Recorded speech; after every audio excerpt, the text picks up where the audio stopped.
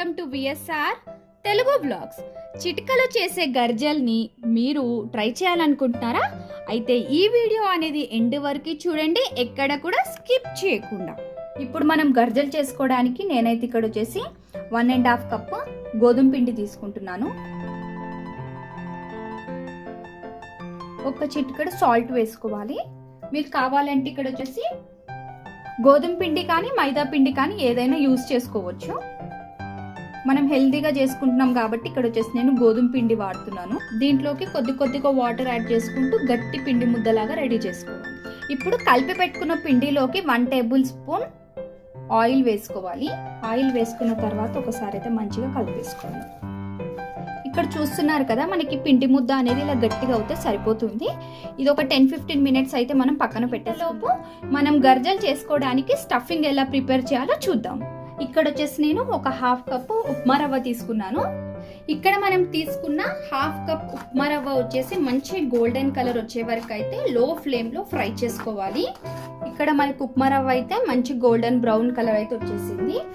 ఇదంతా కూడా ఒక ప్లేట్ లోకి అయితే వేసేసుకోవాలి. మళ్ళీ ఇప్పుడు సేమ్ ప్యాన్ అయితే పెట్టేసుకోవాలి. మనం దీంట్లోకి వచ్చేసి నువ్వులు యాడ్ చేసుకోవాలి. 4 టేబుల్ స్పూన్ నువ్వులు తీసుకుంటున్నాను నేను ఇక్కడ. నువ్వులు ఫ్రై చేసుకున్నప్పుడు జాగ్రత్తగా ఫ్రై చేసుకోండి, అవి పైకి ఎగురుతూ ఉంటాయి చిట్పట్ అని. ఇక్కడ మనకి నువ్వులు కూడా ఫ్రై అయిపోయాయి. ఇప్పుడు నేను స్టవ్ అయితే ఆఫ్ చేసుకుంటున్నాను. ఈ నువ్వులు కూడా సేమ్ మనం ఉప్మా ఏదైతే వేంపి పెట్టుకున్నానో దాంట్లోకి అయితే వేసేసుకున్నాను. ఇవి రెండు కూడా మనం ఇప్పుడు చల్లగా బనివ్వాలి. ఇక్కడైతే మనకి ఉప్మా రవ్వ నువ్వులు అయితే చల్లగైపోయాయి. దీంట్లోకి ఒక 1/4 టీ స్పూన్ వచ్చేసి నేను ఇలాచి పౌడర్ యాడ్ చేసుకుంటున్నాను. 5 టేబుల్ స్పూన్ షుగర్ యాడ్ చేసుకుంటున్నాను. 4 టేబుల్ స్పూన్ కొబ్బరి పొడి. ఇది మీరు ఇంట్లో మిక్సీకి అయినా వేసుకోవచ్చు, లేదా రెడీమేడ్ గా షాప్ లో దొరుకుతుంది కదా, అదైనా యూజ్ చేయొచ్చు. ఇలా అన్ని వేసుకున్న తర్వాత ఒకసారి అయితే కలిపేసుకుందాం. ఇలా సింపుల్ గా అయితే మనం అన్ని ఇంగ్రీడియంట్స్ ని కలిపి కావాలంటే ఇది మనం ఒక 10-15 డేస్ వరకు అయితే ఫ్రిడ్జ్ లో కూడా స్టోర్ చేసుకోవచ్చు. ఇప్పుడైతే ఇది మనకి రెడీ అయిపోయింది. ఇప్పుడు మనం గర్జలు ఎలా తయారు చేయాలో చూద్దాం. ఇక్కడైతే నేను ఆయిల్ కూడా హీట్ చేస్తున్నాను. ఇప్పుడైతే మనం ముందు కలిపి పెట్టుకున్న పిండిని తీసుకొని ఒకసారి కలుపుకోవాలి.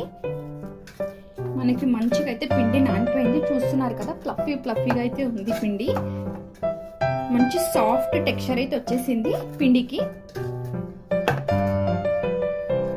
ఇప్పుడు దీంట్లో నుంచి చిన్న పిండి ముద్దలు అయితే తీసుకొని మనం పూరికి ఎలా ఉండలు చేసుకుంటామో అలా చేసి పెట్టుకోవాలి.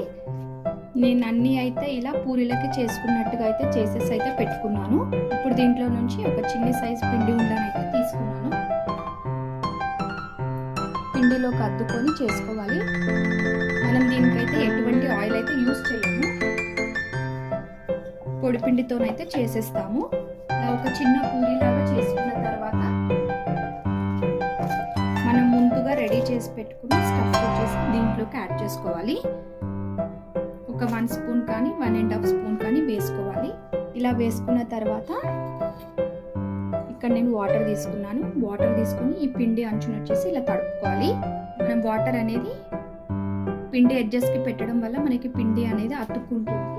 మనం స్లోగా అయితే పిండిని ఇలా వేసేసుకోవాలి. వేసేసుకొని ఇలా అయితే లైట్గా నొక్కుకోవాలి. ఇక్కడ వచ్చేసి దీన్ని గర్జ చెంచా అంటారు. దీంతోనైతే